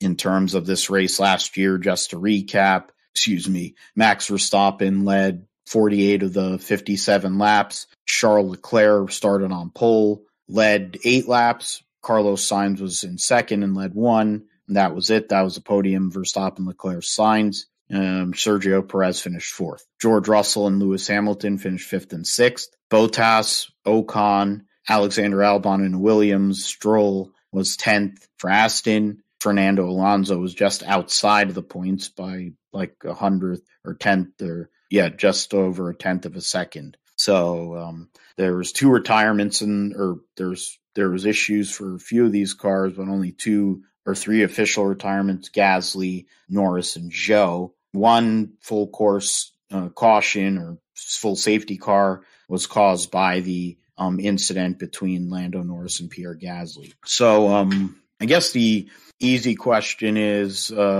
which Red Bull is going to win?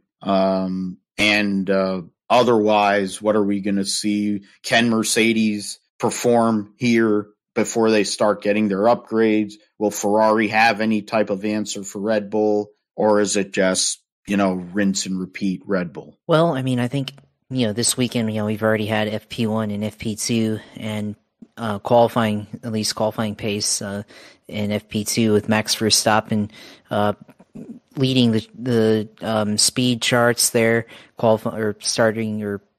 placing first in the practice. Carlos Sainz and Charles Leclerc followed behind him there. So, I mean, I think Verstappen is the one to beat this weekend. Of course, his teammate did win on the temporary circuits, but I feel like Verstappen, he's already won at this circuit before last year, and I think he can repeat and go 2 for 2 at this Grand Prix. So I think the ball is in literally in his hands there as they go around the stadium in Miami. So we'll see how he does. You talked about Mercedes, and Russell and Hamilton led FP1 there. So maybe in race trim, maybe they have a little bit of better pace there to potentially hang around in the top 5 or something like that. Maybe Russell or Lewis Hamilton can challenge for the points. Remember last year they did finish in the points last year, but really they were only battling among themselves in this race. So we'll see if they're able to really compete amongst each other. Charles Leclerc could be competitive, but he also had an incident in FP2, so he could have something with a different car this weekend, or with after running into the barriers. So definitely that's going to be an issue for Leclerc this weekend if he can kind of recover from those incidents this weekend. So look out for that as they qualify the car. If he can maintain the same type of pace that he's shown so far this weekend, and of course some of the other teams. Of course, Alonso has had a really good start to the year, and qualified, or he finished 5th in practice this afternoon, so it should be interesting there. And of course, also had the 7th best time in the first session. So definitely both the Aston Martins should continue to perform as strong as they have performed so far this season. So definitely think they could be in another. I don't know if they'll finish podium again. Of course, Alonso started off with a couple podiums, but I don't know if they'll be able to continue that streak. But I definitely see them continue getting points throughout this race, and definitely continue their good starts of the year. Should be interesting though for some of the other teams and kind of the back markers here in this field. Of course, Haas, of course, Nico Hülkenberg finished 9th place in FP1. Should be interesting. Magnussen FP2 finished 12th. So be on the lookout for Haas, of course, if they do finish in the top 10 in the points this weekend. Chipotle has promised to give away 10,000 free burritos, which you can text to 888-222 to get a free burrito entree there from Chipotle. So that should be a good deal if that can happen. But don't know if Haas really has it in them to run top 10 to finish in the points. I think it would take a lot of strategy and a little bit of luck from some of the other cars, whether they drop out due to mechanical failures or if we have an incident that caused on the racetrack where we see a potential safety car full course caution. So be on the lookout for that, of course, and definitely think it's going to be all Verstappen. So obviously said Verstappen winning this race this weekend. I'm going to say Charles Leclerc finishes in second, and then teammate Sergio Perez finishes in third on the podium. So that's what I'll go with. Pretty easy lineup there. Really hard to fade against it, I feel like. Yeah, I'll go and for the sake of just doing differently, I'll just go with Perez. But I do feel like you have the right one there with fish lips. The qualifying pace is pretty tough to go and beat. Especially on a circuit that is as goofy as this one is, having nearly 4/10 on the Ferraris, 4.5 on Leclerc, nearly 4 on Carlos Sainz, and he had almost a half a second on Sergio Perez. That's pretty daunting task. Alonso is a little bit off. Not as fast as he was in the first few races of the season, but they're up there, essentially the third best team. Lando Norris snuck in there, and you have Alpine. Alexander Albon actually showed a little bit of qualifying pace, but the race pace is pretty mediocre. Logan Sargent struggled 19th and 20th in practice. The American running in one of 3 American-based Grand Prix, of course, this year. The one closest to home for him, a Florida guy, trying to get something out of this weekend. It doesn't look so great at the moment for Logan Sargent, though. Didn't know about that Chipotle deal, but hoping that Kevin Magnussen can turn it around or Hulkenberg can get that car into points. It would be nice. Even I'll go to Chipotle for a free one. I'll go with Perez, Verstappen, and Sainz as my top 3. So let's get over here. Let's do the picks. So F1 Grand Prix of Miami. Josh picks fish lips to win, and then Perez. You put Perez in second, or you put Leclerc in second, and Leclerc, Checo. And then Phil picks Checo to win, fish lips, FL second, and Sainz. I am Carlos Sainz, a driver for Ferrari. So we'll see what happens if he can be a smooth operator in Miami, if he can have Pitbull come by and show him some dance moves, because he tried to show dance moves to Howard Stern, and it definitely did not work, mainly because Howard Stern's like a pelican, and he's like 90. Yeah, so we'll go on from that Formula One, and we'll see what happens. Talk about episode 168 for sure. Also be on Grid Talk this weekend for the recap. So for the fans that listen to Grid Talk and you came here, thank you. For those who, and some of our friends over there who help us out, and we help them out. So great group there.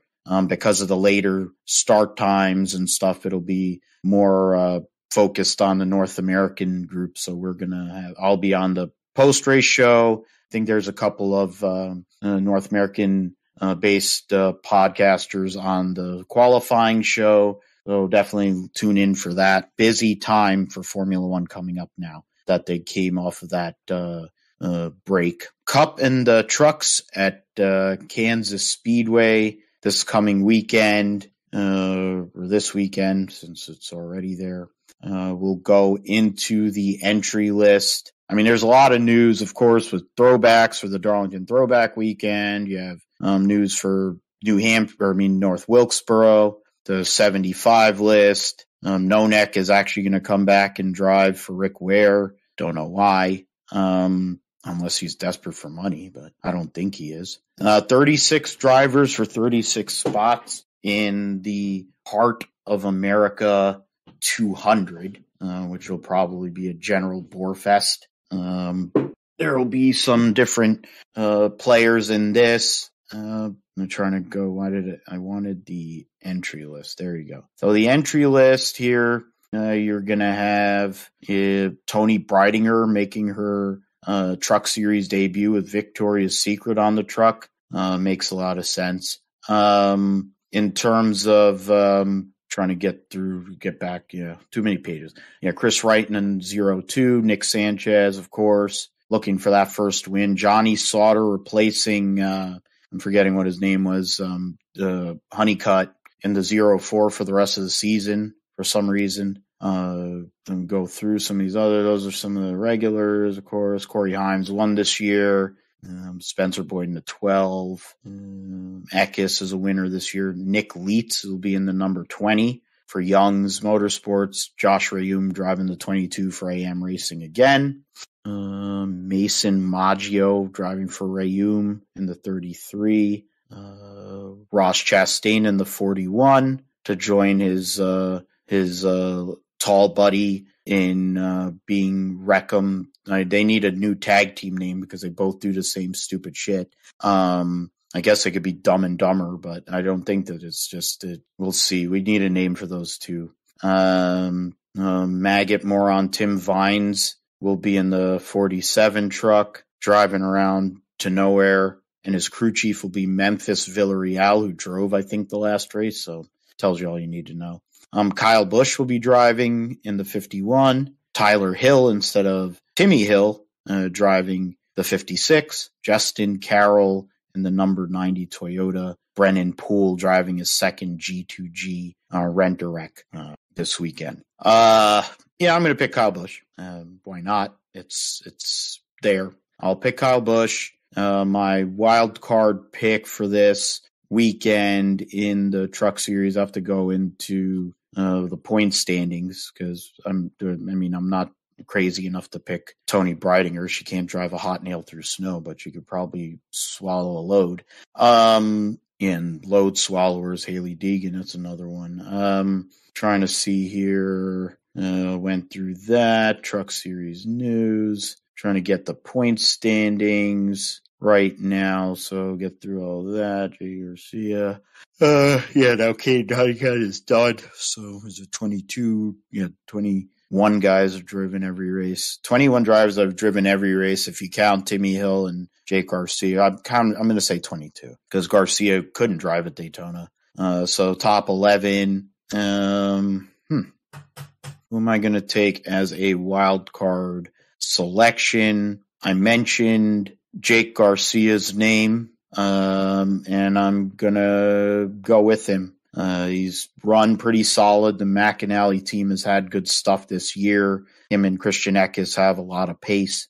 So opportunity for Jake Garcia to get another solid finish in that tight rookie battle that they're having here this year in the Truck Series. What say you, Josh, in regards to the Kansas Truck Series event? Yeah, easy pick there, Kyle Busch, for you. But yeah, I'm gonna go. I was gonna go with him, but you went with him as well. So, you know what? I will go with Ben Rhodes. He's a solid mile-and-a-half guy. Has been for many years. So I think he can. Kyle Busch isn't as strong as what we think he can be in this weekend. Which, of course, his last start in the Truck Series actually didn't win in Las Vegas. Finished in fourth place at the mile-and-a-half there in Las Vegas, and I'm sorry. He did win. I clicked on his Xfinity. So he did win the Xfinity Series, or the Truck Series. That I was looking at the Xfinity results, but he did win the truck race, straight from the pole. So that one actually should be easy then for him to win. But, I'll go with, Ben Rhodes just to be different. And, he's been very good historically on mile-and-a-halfs, in his career in the Truck Series.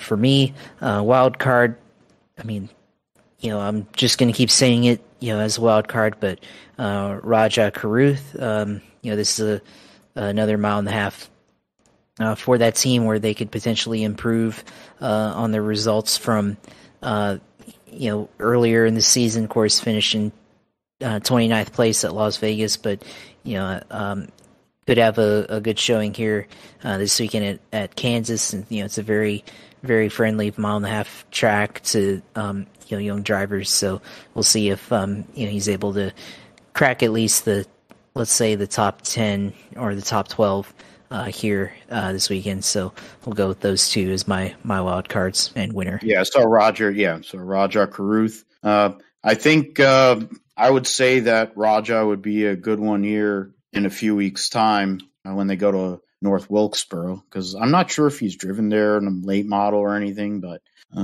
driving that Wendell Scott truck, and he's doing it at Darlington, but I think he'll be someone to look at there at North Wilkesboro with his short track prowess. But yeah, he keeps on picking up momentum. He's 18th in points, so he's ahead of some of the regulars right now. What is it? 1, 2, 3, 4 drivers that have driven every race, and then you got a couple drivers that missed a race. I mean, Timmy Hill's going to miss another one here. He's only 5 points behind Colby Howard. So, I mean, obviously they're all looking for wins. So, I think the one guy that probably is due for a win is Nick Sanchez. I would think he would be the outlier guy, another Kyle Busch Motorsports truck, in the guise of Rev Racing, to see if they can go out there and get that victory on Saturday night. Advent Health 400, 36 teams and drivers, all the chartered entries. So we'll go top to bottom. Ross Chastain, sponsored by the race sponsor, Advent Health. Austin Cindric with Freightliner on his car. BetMGM on the Dillon car. I think that's an MGM casino they have over there, or whatever the hell. Or I forget what the hell casino it is over there that Brian France is involved in, BZF. Busch Light for the Farmers for Kevin Harvick. King's Hawaiian, I don't know what that means, that part. For Keselowski, Fraternal Order of Eagles for Corey LaJoie. Cheddar's for Kyle Busch. UniFirst for William Clyde Elliott II. Menards and Moen Faucets, the way that Larry loves them Moen Faucets. Rush Truck Centers for Chase Briscoe. Brennan Poole will be back in the 15 this weekend for Rick Ware. AJ Allmendinger with Action Industries. Reese's Fine Foods for Martin Truex. Sirius XM for Christopher Bell. Bubba driving a Dr. Pepper Zero Sugar. Liberty University for Byron. Celsius for Justin Haley. Speedy Cash again for Todd Gilliland. And Tyler Reddick with McDonald's. I'm trying to see Dillon's Kraft Mac and Cheese for Richard. Josh Berry back again in the 48 for Hendrick Motorsports, Ally Chevrolet. JJ Ailey in the 51. Ferris Mowers for Ty Dillon. Ziegler Auto Group for Josh Balicki, and Worldwide Express run of the 3 races they're going to run with Daniel Suarez this year. So, Josh, you get to open the deal. Who are you looking at for this weekend to Kansas to win, and wild card possibilities? I mean, well, this year, based on last year, I mean, it's hard not to look at the Toyota camp, both 2311 and Joe Gibbs Racing. But then, I think you also have to include the Hendrick guys, William Byron and Kyle Larson. So far, we only had one real mile and a half race this year in Las Vegas, and Byron dominated that race. But the Toyotas were up there as well. Bubba Wallace, Chris Bell, Martin Truex in the top 10, Denny Hamlin in 11th. So, it's really hard to, go against any of those teams and drivers. But you know what? I'm going to go with Tyler Reddick in the 45. So make it 3 in a row for the 45 car, winning at Kansas this weekend. they've been pretty strong at this track the last year, of course, with the 45 renumbered, 23 from Bubba Wallace, and of course the 45 will likely be the final career victory, unfortunately, for Kurt Busch, who, by the way, named to the top 75 drivers along with his brother Kyle. So, the anniversary of Kurt's last win and Kurt being named to the top 75. Let's go with Tyler Reddick as the winner this weekend. And wild card, it's hard to go against it too, but I'm honestly going to go double Toyota here, and I'll pick Bubba Wallace as the wild card. So tag team with 23-11 for my picks here. That's a good pick because, of course, he won in the fall, as you mentioned, and he's good there. He likes the track. Absolutely whooped the field last fall in the race there. So right now, 28, 29, 30, 31, 32. So 32 drivers. So it's a 16. Bubba right now is 21st in points. So definitely a solid choice as a wild card pick, considering the 45 is your choice to win the race. And for me, I'm trying to look it up here just based on Kansas Speedway, utilizing, of course, Racing Reference. In the last 10 races at Kansas Speedway, best average finish, Martin Truex Jr., 6.8. Larson only ran 8 races, of course, but 7.4. Denny Hamlin, 7.5. William Clyde Elliott, 8.4. Alex Bowman, 9.3. He's not in the race, of course, this weekend. Kevin Harvick would then be 5th. So you got the Hendrick guys. You got Toyota represented there. You got some of these other guys. You got the Busch brothers there, and Christopher Bell, Pizza Face. There's, I think, Josh's call of Toyota or Hendrick makes a lot of sense. So I'm going to go the other way then, and I'm going to pick William Clyde Elliott II to get his first victory of 2023. Needs it, considering his point standings.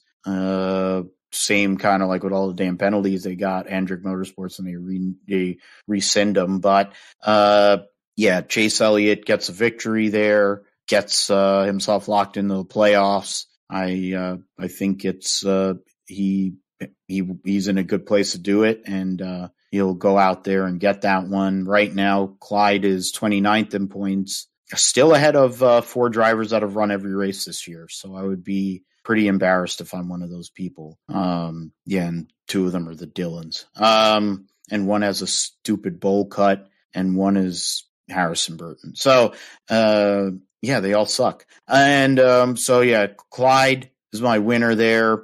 And wild card, I have to hedge with a Toyota.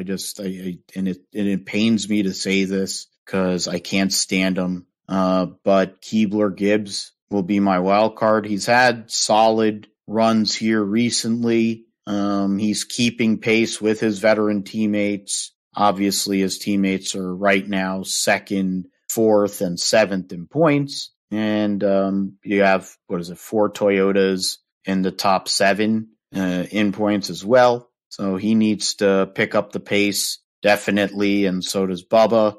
I think it's a weekend for both of those guys to do so. So we'll let's input that over there. Phil picks WCE 2 to win, and Keebler Gibbs wild card. We'll see if those work out. Definitely don't bet. It's not a money thing. We just make our picks and just based on whatever information we have there. And we'll see what happens next week on episode, and we'll let you know on episode 168 of the GSP. Josh, it's your time. It's your sim segment. Let us know what's going on in the world of iRacing gaming. I think F1 2023 put out a preview, so amongst other things. So let us know what's going on in the sim side of things. Yeah, of course, sim side. Last week did Indianapolis Motor Speedway right, the road course with the GT4 Challenge Series, racing the BMW M4 GT4. Also did the Formula Ford Series at Lime Rock Park, which was interesting there as well. So he ran a bunch with the GT4 a couple of times during the past last week, which was a really good experience there. Definitely like the Indianapolis road course. It has good flow between the S's and heavy braking zones with long straights. Of course, going down the famous front straight and then going down the back straight on the road course there. So it's got a good ebb and flow to it. Of course, not sure if it produces the most entertaining racing in real life, but certainly enjoy driving around that one. And then Lime Rock Park with the chicane and the Formula Ford, pretty interesting result there as well. This week, doing Rudkinson Motor Center at the Formula Ford Rookie Series, and then ran Indy cars at Homestead, Miami.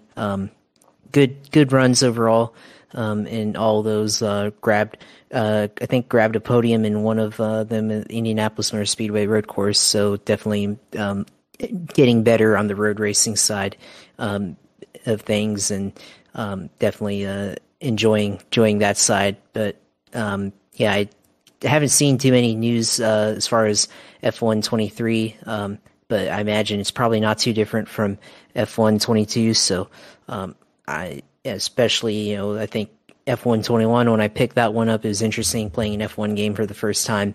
And then F1 22, of course, had the new F1 Formula car in that series. And then, of course, this year F1 23.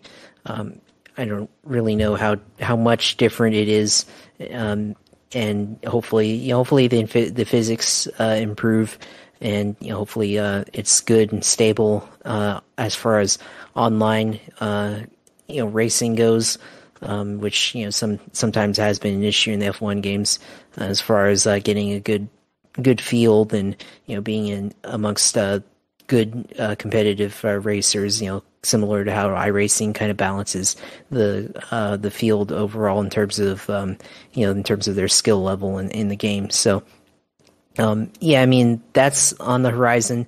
Also on the sim side of things, the eRacer GG series, so that's Parker Kligerman, Landon Castle's Sim Racing League. They did announce that the 4th of July Firecracker 400 is back on the horizon. Actually, don't know what date it's going to be held on exactly, but should be early July, more or mid-July at the latest. They haven't announced the exact date, but we'll let you know when that happens. But hopefully I'll be able to compete in that one as long as I don't have any business trips or anything like that in the middle of July.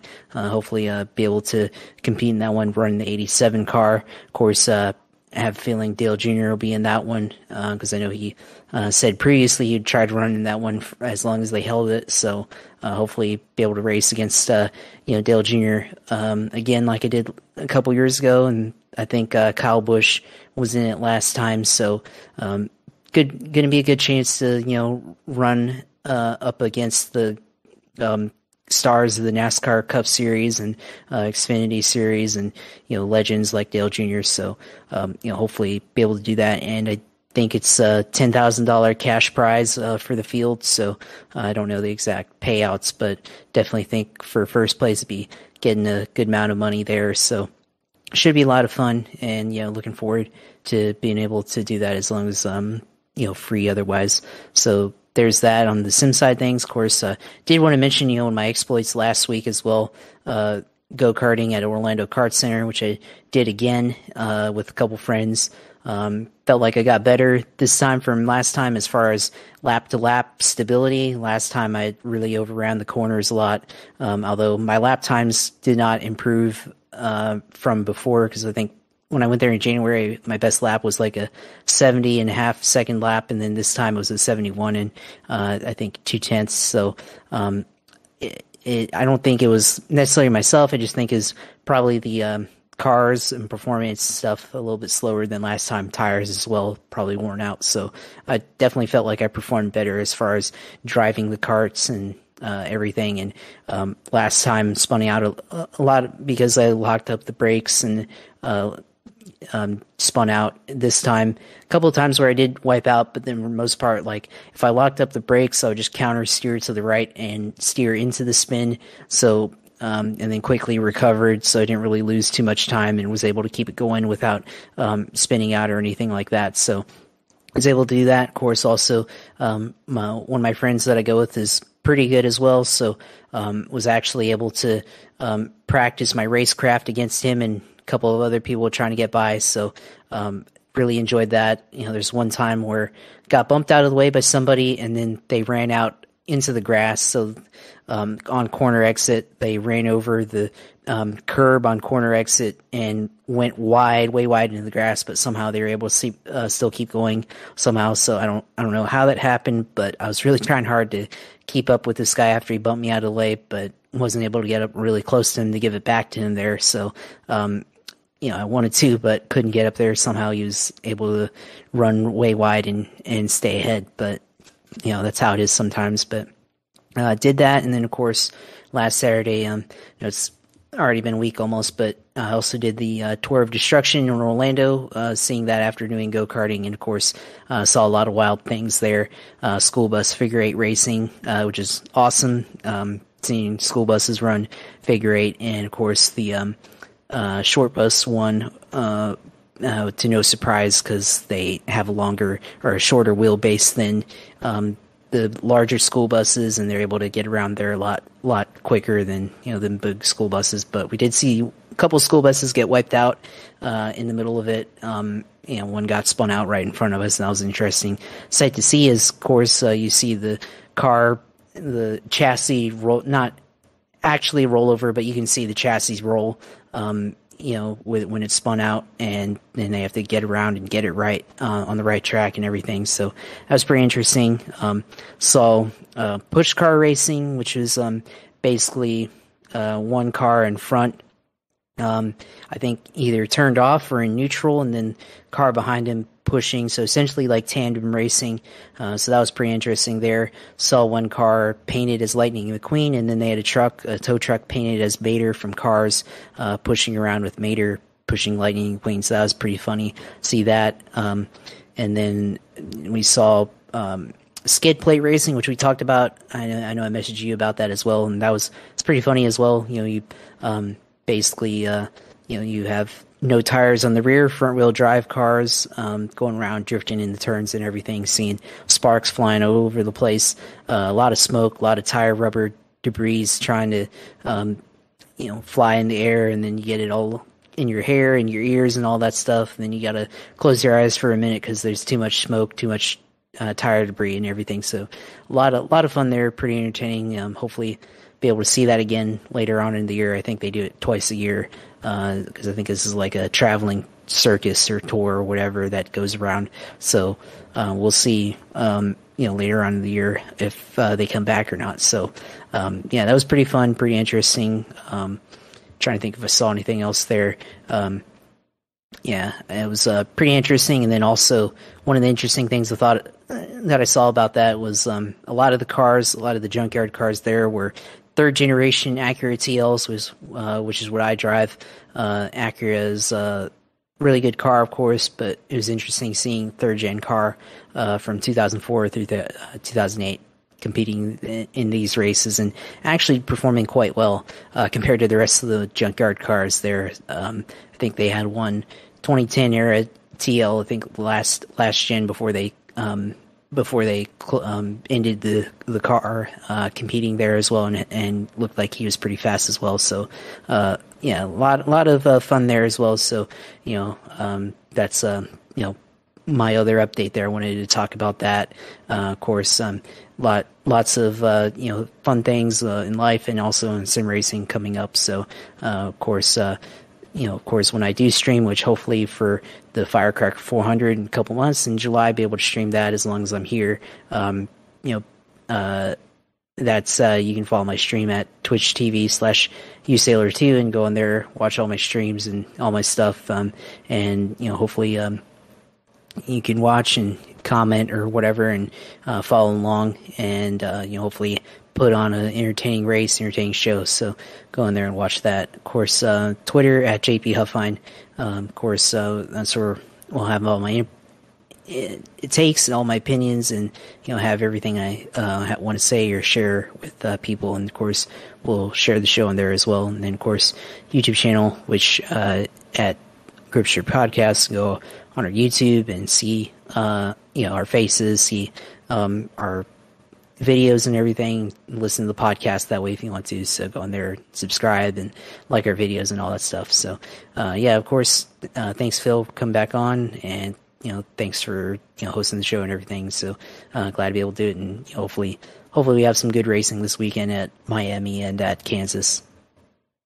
I have more hopes for Kansas because this car seemingly is, at least for the Gen 7 cars, kind of meant for these 1.5 mile racetracks. So hope that that's the case. We'll catch that more than likely on Sunday. I'll catch the Sunday stuff. Saturday will be very busy for me. I'll be bowling in the NJ State bowling tournament, coming off of a week where I got to bowl in a Pro-Am with a bunch of PBA professionals because they're here at Carolier, Bolero, North Brunswick. So it's been a busy week. It's been it's just been insane. I don't know how I basically kept it together. Maybe I haven't, but whatever.